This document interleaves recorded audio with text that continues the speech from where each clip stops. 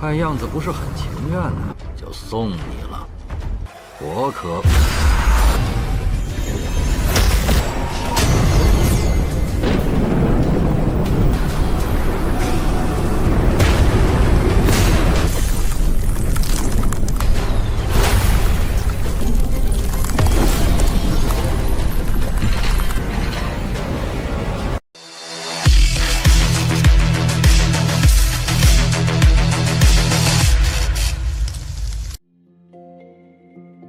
……Halo semuanya, selamat datang di Ruang Sinema. Bagaimana kabar kalian semua? Semoga selalu sehat dan baik-baik saja. Sesuai jadwal, jadi pada hari ini kita akan kembali melanjutkan series Donghua A Record of Motor Journey to Immortality season keempat episode terbaru. Yang mana ini adalah episode yang ke-44 atau yang ke-169. Sebelum kita mulai, lebih baik kita lihat lagi apa saja yang telah terjadi pada episode sebelumnya. Kemarin, Hanli tengah mempelajari beberapa teknik yang sudah dia temukan. Dan ada salah satu teknik yang sangat menarik perhatiannya, di mana dia itu dapat membuat jiwa baru lahir kedua dari sebuah jiwa yang berada di tingkat yang sama. Hanya saja, teknik itu tidak semudah yang dia kira. Jadi karena itulah, Hanli perlahan-lahan mencoba untuk memahami teknik tersebut. Tidak terasa, acara perkumpulan akan segera dimulai. Jadi Hanli bersama Mumu bersama Tetua Lu mulai melakukan perjalanan. Di mana dalam perjalanan tersebut, Lu sangatlah penasaran dengan apakah selama waktu 2 tahun itu Hanli telah mengalami perkembangan. Hanya saja ini semua terganggu oleh kedatangan pasukan yang tidak diundang. Mereka langsung saja datang ke hadapan Hanli. Di mana sosok ini bukanlah orang sembarangan. Beliau bernama Nanlong. Lu menyarankan Hanli untuk tidak berurusan dengannya. Tapi Nanlong itu merasa tertarik kepada Hanli dan mengajaknya untuk beradu kekuatan spiritual. Nah, sekarang kita akan melanjutkan episode terbarunya. Nanlong sudah tahu kalau Hanli merupakan kultivator Renaissance Soul yang baru saja naik. Yang mana ini pun telah membuatnya penasaran seberapa kuat kemampuan spiritual miliknya. Jadi, Nanlong ingin secara langsung merasakan kekuatannya. Dengan kata lain, dia itu yang beradu kekuatan spiritual dengan Hanli. Tentu saja, Tetua Lu mencoba menghentikan semua itu. Karena tidaklah mungkin bagi Hanli yang baru saja naik berhadapan langsung dengan Nanlong. Tapi Nanlong memintanya untuk tidak perlu khawatir, karena tidaklah mungkin dia menindas seorang junior. Yang dirinya inginkan hanyalah tes kesadaran saja. Namun Tetua Lu sadar betul kalau itu sangatlah berbahaya. Lantas bagaimana mungkin Nanlong menjamin Hanli tidak akan terluka? Nanlong pun mulai kesal kepada Lu, karena dia ini teruslah ikut campur padahal ia berbicara dengan Hanli. Jadi dia itu mendengarkan pendapatnya. Tetua Lu meminta Hanli untuk menolak hal tersebut. Nanlong memintanya untuk tidak perlu khawatir. Pasalnya kota Wentian tidaklah jauh berada di sini. Namun baru-baru ini Nanlong mengetahui kalau acara itu akan menerapkan aturan khusus. Yang mana Tetua Lu pun tahu kalau Nanlong menginginkan sesuatu dari mereka. Yang mana ternyata dia itu menginginkan Mumu untuk bisa menjadi miliknya. Alhasil situasi pun mulai menjadi agak kacau. Bagi Nanlong, kedua selirnya sudah membosankan. Hanli tidaklah perlu khawatir karena mereka memiliki ranah yang sama dengan Mumu. Nanlong akan menukarkan kedua selirnya untuk Hanli selama dia itu mau memberikan Mumu kepadanya. Mumu pun seketika menjadi panik. Sedangkan Hanli sendiri sama sekali tidak berminat. Yang mana hal itu dapat diketahui langsung oleh Nanlong melalui ekspresi wajahnya. Karena itulah Nanlong pun mulai mengajak Hanli berduel kekuatan kesadaran ilahi. Jika Hanli menang, maka kedua selirnya akan menjadi miliknya. Tapi jika dirinya menang, maka Mumu akan menjadi miliknya. 正好，反正姿色和修为都差不多，看样子不是很情愿呢，就送你了。 Hanli masihlah belum tahu tentang transaksi paksa. Di mana Tetua Lu menjelaskan kalau di acara nanti akan ada aturan khusus yang bertujuan untuk mendapatkan hal yang diinginkan tanpa membahayakan nyawa. Aturan itu hanya boleh digunakan oleh para kultivator Renaissance Soul saja. Masalah ini sangatlah merepotkan. Jikapun di sini ada para penjaga, namun mereka tidak akan dapat bertindak. Nanlong merasa Hanli pasti takut terluka. Jadi daripada beradu kesadaran, lebih baik mereka berdagang saja. Yang mana dia meminta Hanli untuk segera menukar Mumu dengan kedua selirnya. Dengan begitu dia tidak akan rugi. Di tengah situasi yang menegangkan ini, Hanli malah menerima tantangannya. Di mana meskipun nantinya dia menang, Han Li tidaklah tertarik memiliki dua selir Nanlong. Ia juga ingin tahu apakah Nanlong memang yang berduel kesadaran spiritual hanya untuk menguji kekuatannya saja, atau hanya karena Nanlong tidak menyukai dirinya, atau apakah Nanlong hanya dibutakan oleh nafsu duniawi. Han Li benar-benar sangatlah berani mengatakan hal itu di depan sosok seperti Marcus Nanlong.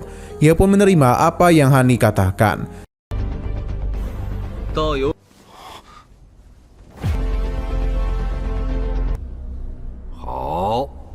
Sedangkan Mumu merasa khawatir kepadanya, tapi Han Li mencoba menenangkannya. Tetua Lu juga meminta Han Li berhati-hati. Jika ia sudah tidak kuat lagi, lebih baik dia mengakui kekalahannya saja, sebab ialah yang akan segera bertindak untuk mengamankan Han Li. Tanpa berlama-lama lagi, Han Li pun segera naik untuk menemui Nanlong. Sejak awal, Han Li sudah tahu kalau Nanlong bukan hanya penasaran dengan kesadaran ilahinya saja, melainkan hal lain. Nanlong memuji kepintaran dari Han Li. Pasalnya, sejak ia melihat tatapan Han Li, ia tidak ingin dipandang rendah olehnya. Han Li pun meminta maaf jika dirinya kurang sopan, tapi inilah pertama kalinya dia ke pertemuan tersebut. Namun Nanlong tidaklah terlalu menanggapinya. Alhasil, Han Li langsung saja mengeluarkan kekuatan kesadaran spiritualnya, yang mana ini pun membuat Nanlong semakin tertarik kepadanya. Ia langsung melakukan perlawanan kepadanya. Inilah duel kesadaran spiritual antara dua orang di tingkat Nation Soul. Han Li terlihat sama sekali tidak kesulitan dalam menghadapi kekuatan Nanlong. Bahkan jika Nanlong meningkatkan serangannya, Han Li juga ikut menaikkannya. Terlihat dengan jelas kalau kekuatan mereka berimbang. Badai besar pun tercipta hanya karena mereka beradu kesadaran spiritual saja.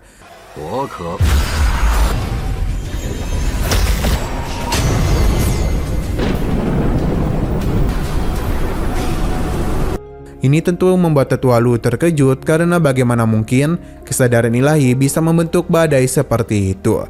Siapa juga yang mengira kalau kesadaran Han Li akan sangat kuat, bahkan bisa mengimbangi kesadaran ilahi Nanlong. Mumu penasaran apakah Han Li bisa menang. Tetua Lu masihlah belum tahu, pasalnya master kesadaran ilahi hanya dapat diciptakan dengan mengandalkan kekuatan yang besar. Setidaknya mereka itu harus mencapai tahap pertengahan Yuan Ying dulu, baru dapat menguasai hal tersebut. Tapi entah bagaimana Han Li bisa menguasainya, padahal dia itu baru berada di tingkat awal saja. Tetua Lu berpikir kalau teknik kultivasi utama Han Li merupakan tipe batu ilahi. Kembali ke dalam pertarungan, yang mana baik Han Li maupun Nanlong masihlah terus memberikan serangan satu sama lain. Seiring berjalannya waktu, kedua kesadaran ilahi itu masihlah terus menguat. Mumu yakin kalau Han Li memiliki peluang untuk menang. Tetua Lu masihlah belum menjamin hal itu, karena Nanlong sudah naik ke tingkat Nation Soul sejak 300 tahun yang lalu. Sedangkan Han Li baru beberapa tahun saja, jadi tidaklah mudah bagi Han Li untuk dapat menang dari Nanlong. Ledakan kesadaran ilahi sempat terjadi akibat benturan terus-menerus antara Han Li dan Nanlong. Tapi belum ada tanda-tanda kalau pertarungan itu akan dimenangkan oleh siapa. Tetua Lu kembali terkejut karena pertarungan ini seimbang. Tentu tidak akan pernah ada yang menduga kalau seorang kultivator Renaissance Soul yang baru saja naik bisa mengimbangi seseorang yang hampir mencapai tahap menengah dari tingkat Renaissance Soul. Di dalam badai itu, ledakan kesadaran teruslah terjadi. Nanlong memberikan pujian kepada Han Li karena bisa mengimbanginya sampai sejauh ini. Jadi sekarang dirinya akan mulai agak serius, di mana inilah yang ditunggu-tunggu oleh Han Li. Kekuatan Nanlong seketika saja mulai berubah, layaknya seperti pecahan kristal. Tidak mau kalah, Han Li juga mulai menunjukkan kalau dirinya juga bisa melakukan apa yang Nanlong lakukan. Dan begini lagi dan lagi, Han Li pun bisa mengimbangi kekuatan kesadaran ilahi Nanlong.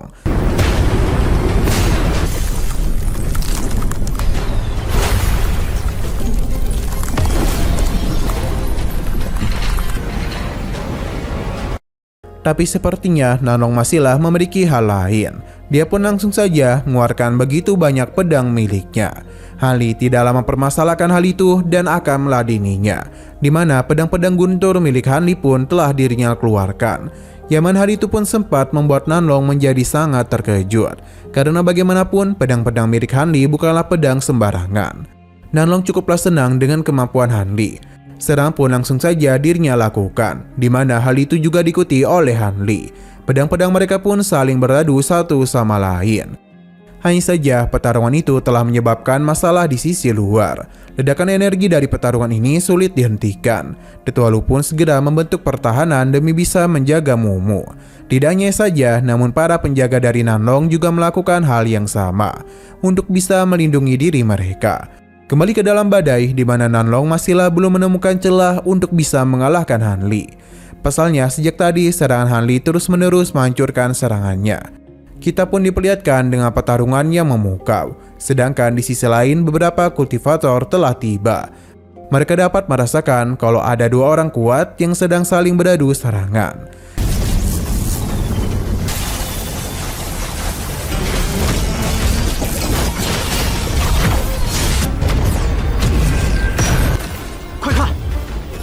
Seiring berjalan waktu, serangan ini pun terus meningkat.